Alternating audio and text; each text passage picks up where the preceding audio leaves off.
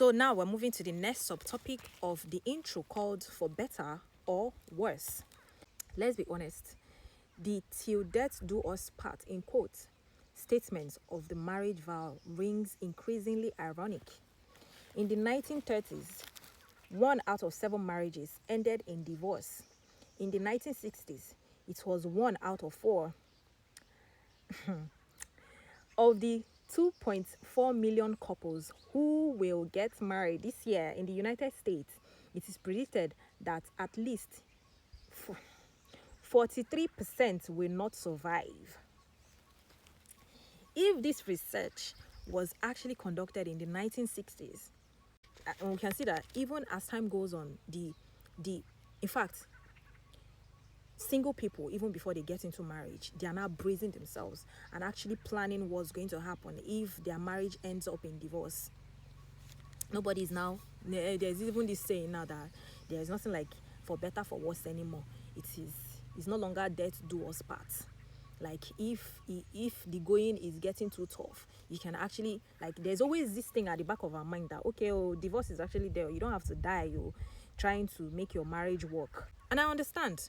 And this is vice versa. People are spending more time and money in other things instead of character development, instead of self-development. These are actually the things that will actually make your marriage last. So imagine this research conducted in 1960, and imagine the marriages that are happening now in this our generation, 2026. So let me continue. Of the 2.5, let me take that again. Of the 2.4 million couples who will get married this year in the United States, that's in 1960, it is predicted that at least 43% will not survive. For too many couples, marriage has become till divorce do us part. Every couple marrying today is at risk. More than 200,000 new marriages each year, and prior to the couple's second anniversary. After they toss the bouquet and return the tuxedos, couples often assume they are headed for marital bliss, which is a lie.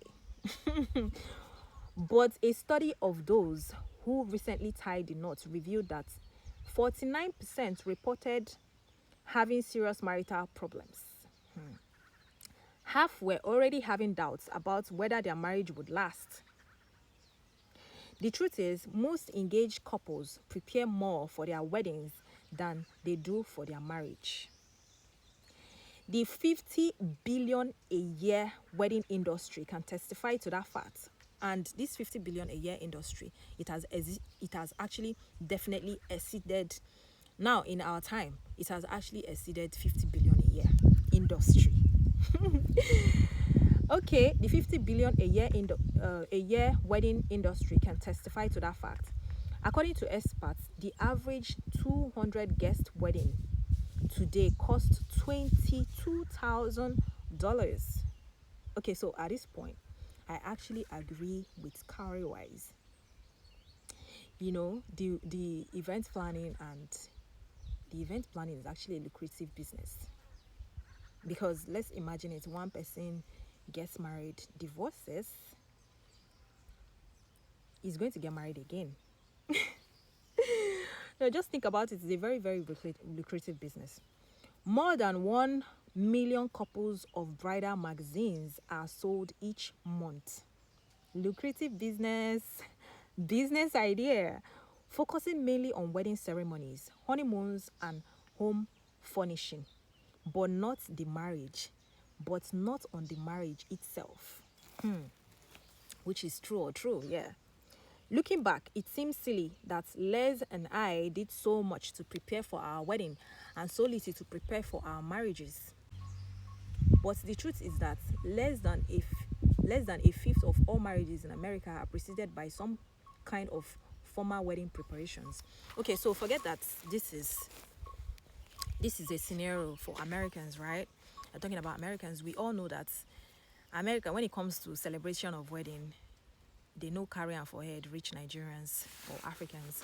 Like, we celebrate, we spend money in weddings, and then we're talking about, and in 2025, stroke 2026, we are seeing weddings that are going on for 1 month, seeing wedding ceremonies that are going on for a week, 1 month for wedding ceremony. So we're talking about an industry that has we're talking about, so you guys know when they're talking about wedding industry exceeding $50 billion a year, you know what they're talking about. So let's continue.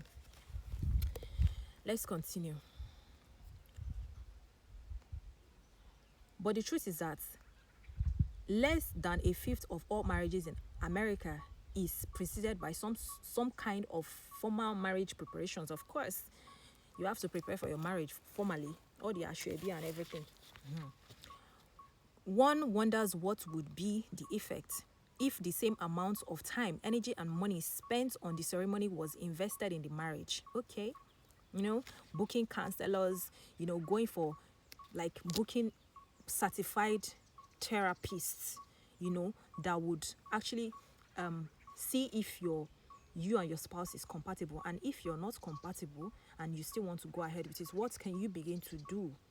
Months before even your wedding, what can you begin to do to be able to cohabit with this person? Because no matter who you marry, the truth is that no matter who you marry, you would actually see what you don't like about that person, because the person is not you. Even you, your own self, you know what you don't like about yourself. Talk of now another person. You must see something you don't like. So how do you cope with this person? How do you live with this person in peace? Imagine if money is actually spent in figuring all these things out. Now, the marriage is going to last. So, the marriage is going to last. Planning the perfect wedding too often takes precedence over planning a successful marriage. And lack of planning is the ultimate saboteur of marriage, yes. The wedding bells blues are common after the excitement of an elaborate wedding celebration. The emotional high of ordering engraved invitations, selecting music for the ceremony, and choosing a China pattern took my attention off the big picture, a young bride told us. The ceremony was more tangible and less of a gamble than the marriage itself. Okay, I put my energy into the wedding and hoped for the best. For too long, the trend has been to fall in love, marry, and hope for the best. This book offers a different approach. We're getting into it. On to the next one. Let's read the other one.